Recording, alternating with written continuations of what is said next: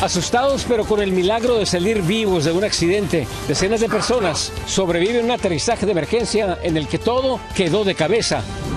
Rata de dos patas, te estoy hablando a ti. Porque un bicho rastrero, aún siendo el más maldito, comparado contigo, se queda muy chiquito. Se fue Paquita, la del barrio, la voz que hizo arrodillar a los infieles y machistas. Millones de fanáticas hoy la recuerdan y tienen las letras de sus canciones grabadas en sus corazones. ¿Me están oyendo, inútil? Pero también nos deja la diosa Pantera, Tongolele, actriz, bailarina y figura emblemática del cine de oro mexicano. Millones se unen y le dicen adiós. Un zar de la frontera, amenazador, asegura que no quedará ningún inmigrante criminal en este país. ¿Pero qué amenazas encierran sus palabras para la comunidad indocumentada? Miles de despidos remecen a otra agencia del gobierno. ¿A qué se debe esta masacre de empleos federales y qué riesgos implica en el funcionamiento del país? Preocupación en las tequileras mexicanas. La fecha para confirmar o rechazar el aumento de aranceles está muy cerca, pero los efectos negativos ya se sienten. Así iniciamos su noticiero nacional, cierre de edición.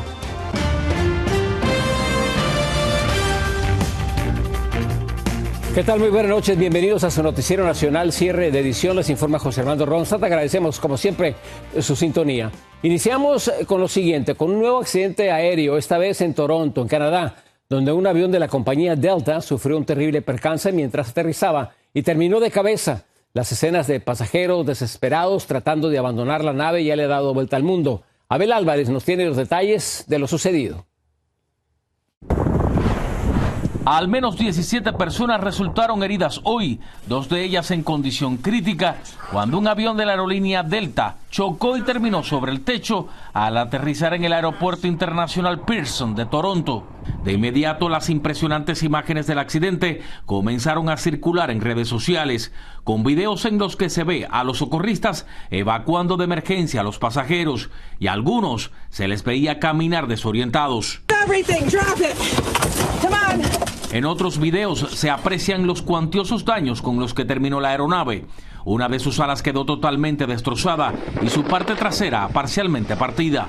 La Administración Federal de Aviación informó en un comunicado que el vuelo 4819 de la aerolínea Delta procedía de Minneapolis con un total de 80 personas, incluyendo a 4 miembros de la tripulación, y que chocó al aterrizar cuando faltaban 15 minutos para las 3 de la tarde. Más tarde se dio a conocer que los 2 adultos, uno de 60 años, otro del que no se especificó su edad, y el pequeño, que fueron los que sufrieron las heridas más graves, fueron transportados a 3 hospitales diferentes, pero no se dieron detalles sobre su condición de salud. El incidente obligó a detener temporalmente los despegues y aterrizajes. La Junta de Seguridad en el Transporte de Canadá señaló que ya inició una investigación en conjunto con la Administración Federal de Aviación para determinar lo ocurrido, aunque se cree que las condiciones climatológicas y la pista cubierta de nieve pudieron haber sido factores para el desastroso percance. Soy Abel Álvarez, Noticias Estrella TV. En otras noticias, llega el peligroso vórtice polar con un frío potencialmente mortal, apenas después de las poderosas tormentas que mataron a 12 personas el fin de semana en Kentucky. Es el 10º vórtice y se pronostica que las temperaturas habrán de descender a un nivel potencialmente mortal, desde las montañas rocosas hasta la costa este, esta noche y hasta mañana. Se espera que la sensación térmica sea de por lo menos 60 grados. Y pasamos a otra noticia que está causando dolor a ambos lados de la frontera. Estamos hablando de la muerte de Paquita, la del barrio, quien con sus canciones de desamor y defensa de las mujeres se ganó su corazón porque también las empoderó. En la Ciudad de México, Arturo Vega nos tiene reacciones de sus seguidoras. Un infarto le quitó la vida a la cantante mexicana Francisca Viveros Barradas, mejor conocida como Paquita, la del barrio. Su partida provocó tristeza entre sus seguidores. Esta señora nos vino a reivindicar a las mujeres. Nos vino a sacar el foie. ¿Por qué? Porque nadie se había atrevido a decirles inútiles. No todos. La mañana de este lunes 17 de febrero se reportó su fallecimiento. De acuerdo con un comunicado, la emblemática cantante mexicana perdió la vida en su natal Veracruz a los 77 años de edad. Sus canciones son recordadas por el dolor y emoción que expresaba. 3 veces te engañé, 3 veces te engañé. Me están oyendo, inútil. Para mí, Paquita, la de Barrio, fue como una mujer empoderada. Una mujer que nos dio a todas las mujeres que no nos dejáramos del inútil. Paquita, la del Barrio, se robó los corazones de los habitantes de la Ciudad de México. Fue aquí donde la cantante tuvo un restaurante en donde, además de alimentos, ofrecía espectáculos e incluso visitaba el mercado Martínez de la Torre de la Colonia Guerrero. Creo yo que se fue una gran artista porque la verdad la señora cantaba muy bonito. Creo que a todas las mujeres nos encantaba cantar la de Rata de 2 patas, El inútil y todas esas canciones. El desamor, el despecho, la traición eran las principales temáticas de sus icónicas canciones. Rata de 2 patas, te estoy hablando a ti como un bicho rastrero, aun siendo el más maldito, comparado conmigo, te quedas muy chiquito. Paquita, la del Barrio, será cremada en Jalapa, Veracruz. Posteriormente, su familia planea trasladarla a la Ciudad de México para rendirle un homenaje en el que fuera su restaurante ubicado en la Colonia Guerrero. Desde la Ciudad de México, Arturo Vega Vivanco, Noticias Estrella TV. Repasemos algunas de las frases que inmortalizaron a Paquita, la del Barrio, que la convirtieron en un ícono contra el machismo y en contra de la infidelidad. Esta es tal vez una de las más famosas. Me estás oyendo, inútil. La siguiente, rata de 2 patas, te estoy hablando a ti. Otra muy popular, ¿me vas a decir que una mujer no puede mantener a un hombre? Una más, maldito escuincle, no sé cómo fui a caer. Y otra frase icónica de sus canciones, 3 veces te engañé, la primera por coraje, la segunda por capricho y la tercera por placer. Y para hablar más sobre estas frases y también sobre el fenómeno social que representó Paquita, la del Barrio, nos enlazamos con Jorge Andrés Herrera. Él ha sido acordeonista de Paquita durante sus giras en Estados Unidos. Él también es profesor de música en la Universidad de Cal State Fullerton. Jorge Andrés, la muerte de Paquita sin duda alguna tiene que ser algo muy personal para ti, pero dividimos esto en 2 partes. ¿A qué atribuye usted el fenómeno social de Paquita con sus aficionados?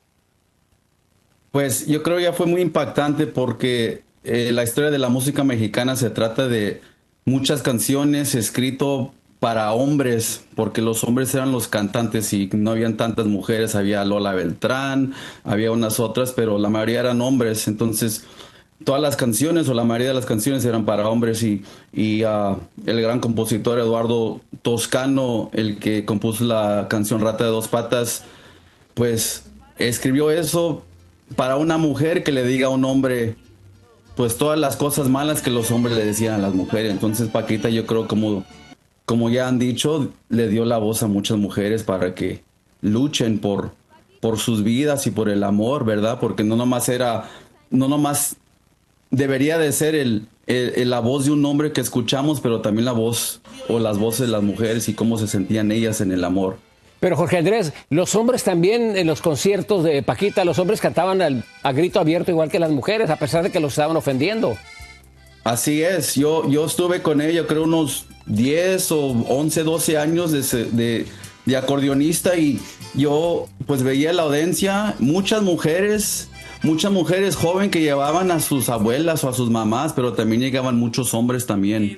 Y a ellos les encantaba que Paquita les cantara a ellos, pero ellos también conocían las canciones de Paquita, Rata de 2 patas, Las mujeres mandan, 3 veces te engañé, y ellos cantaban a todo pulmón y ella le cantaba a ellos también.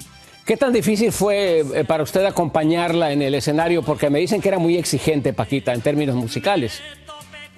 Así es, pues yo empecé con violín, me invitó mi tocayo de Mariachi Los Reyes y estuvimos 2 shows antes era Nokia en Los Ángeles, y al tercer día, en el tercer show, me pidieron que tocara el acordeón porque el acordeonista se fue, y eso fue hace como unos 10 años, y pues sí, yo duré, yo creo, semanas en aprenderme su música porque muchos boleros en el mismo tono, yo no estaba acostumbrado a esa música y sí era muy exigente, le hacía así como más rápido o si no se escuchaba le pegaba al micrófono y nos echaba la culpa al mariachi, pero los últimos 3-4 años como me tenía mucha confianza y ensayábamos un poquito más antes de los shows. y como que no sé si yo creo que se sentía más cómoda, más tranquila en los escenarios, como que ya los últimos 3, 4 años como que se calmó un poquito, ya no nos gritaba tanto como antes. ¿Cómo define usted, Jorge Andrés, el legado de Paquita? ¿Qué es lo que deja atrás para México y también para el mundo? Yo creo que Paquita fue una de las únicas voces. Hay otras, Chabela Vargas, Tola Beltrán, pero ella fue, yo creo, la más fuerte que habló y fue la voz de muchas mujeres, porque siempre, como dije, era de la opinión de los hombres, y ella dijo, no, pues las mujeres aquí estamos, y como dicen sus canciones, las mujeres mandan, y si yo quiero hablar mal de un hombre, yo lo puedo hacer, porque ellos tienen tantos años hablando de nosotros, porque muchas canciones de José Alfredo, de Juan Gabriel o quien sea, Cuco Sánchez, le echan la culpa a la mujer, y a veces sí tienen la culpa a la mujer, pero Paquita empezó a cantar canciones que le echan la culpa a los hombres. Yo creo que eso fue muy poderoso para muchas mujeres, porque pudieron usar la música de Paquita para sentirse poderosas ellas mismas. Sí, a veces a través del humor y de una canción como La Paquita se pueden decir también al compañero, se le pueden decir muchas verdades por parte de las mujeres. Jorge Andrés, qué buenos recuerdos. Gracias por estar con nosotros y compartir tus 10 años o más de acordeonista con una de las grandes figuras de la música mexicana. Gracias, Jorge Andrés. Muy buenas noches. Gracias, y que en paz descanse La Paquita. Que en paz descanse. En otra información, también falleció la actriz bailarina Tongolele a los 93 años. Murió ayer, pero la noticia se dio a conocer hoy, el mismo día que murió Paquita, la del barrio. Yolanda Montes era su nombre verdadero y perdió la vida a causa de un infarto fulminante mientras dormía. Eso ocurrió a las 9:30 de la mañana. Eso lo confirmó el especialista en espectáculos Carlos Uriel. Tongolele estuvo acompañada hasta el final por sus familiares. Uriel dijo que Tongolele tenía tiempo padeciendo graves problemas respiratorios. Descansa en paz, otra de las grandes figuras del cine de oro mexicano.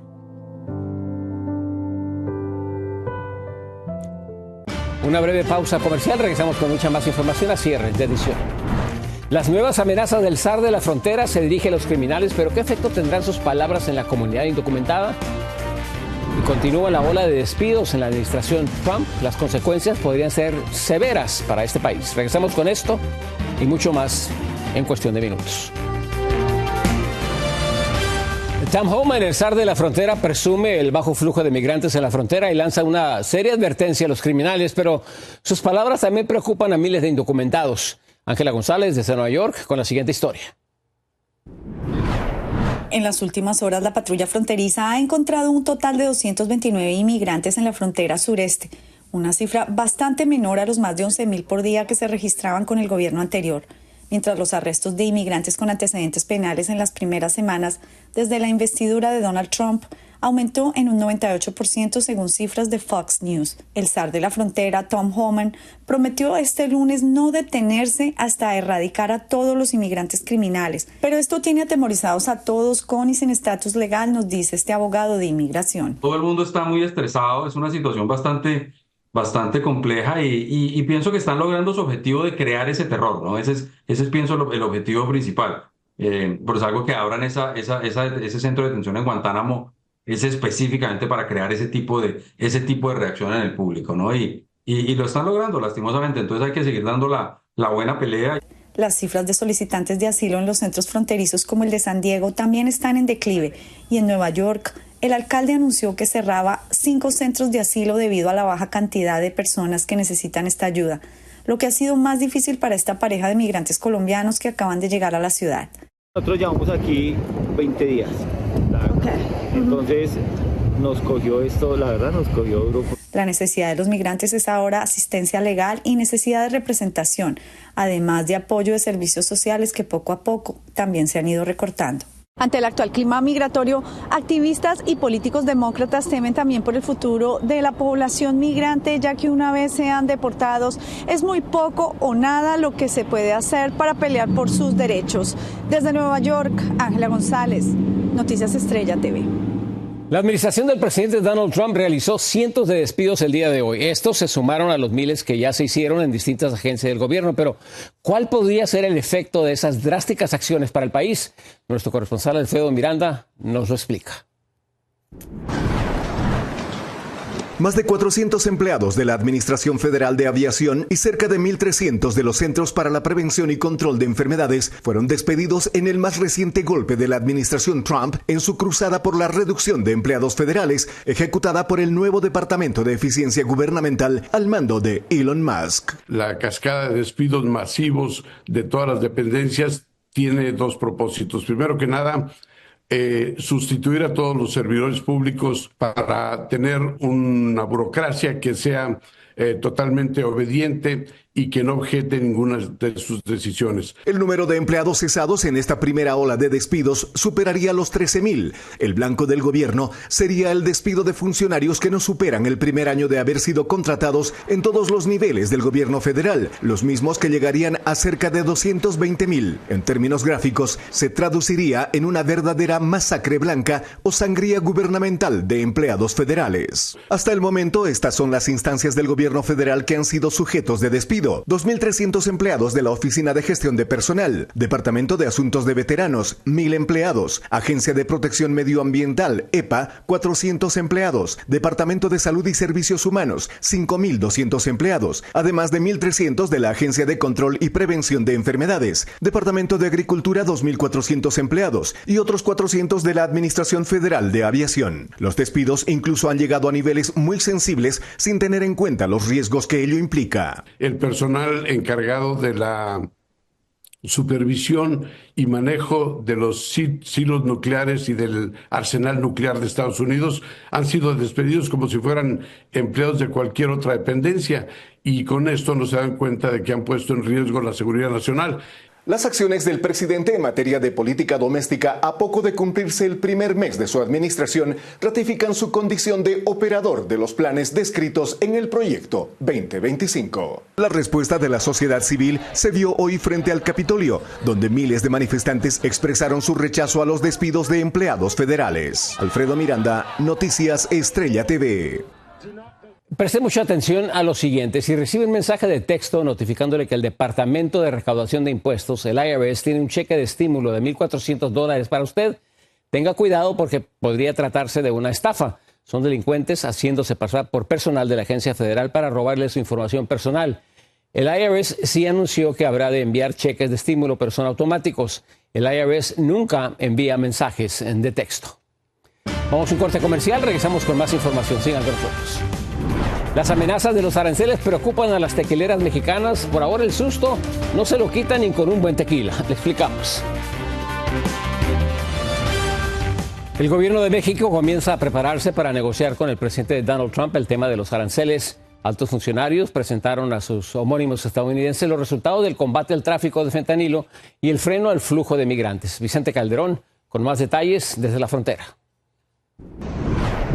México y Estados Unidos tendrán sus primeras reuniones de alto nivel tras desplegar 10,000 militares en la frontera norte como parte del acuerdo que aplazó los aranceles con que amenaza el presidente Donald Trump. La mandataria mexicana Claudia Sheinbaum anunció que en los próximos días los secretarios Marcelo Ebrard de Economía y Omar García Harfuch de Seguridad se encontrarán con funcionarios estadounidenses. El objetivo es no solamente lo que se está haciendo ahora, sino un plan de largo plazo de colaboración, de coordinación, respetando nuestras soberanías. Sheinbaum Pardo dijo que se centrarán en los temas de comercio y seguridad y reconoció que el riesgo de aranceles a las exportaciones rumbo a Estados Unidos han detenido la inversión extranjera en México. Están esperando a ver qué tipo de arancel, cómo se pone y si se pone o no se pone. La presidenta insiste en que hay que mantener la cabeza fría y que la inversión foránea seguirá llegando a México. No solamente por el mercado interno que está creciendo en nuestro país, sino también por la integración económica. Sin embargo, líderes empresariales ya habían pedido recientemente que no se mezclara lo económico y lo policíaco. Que sí distingan pues entre el proceso productivo y lo que es el combate al narcotráfico.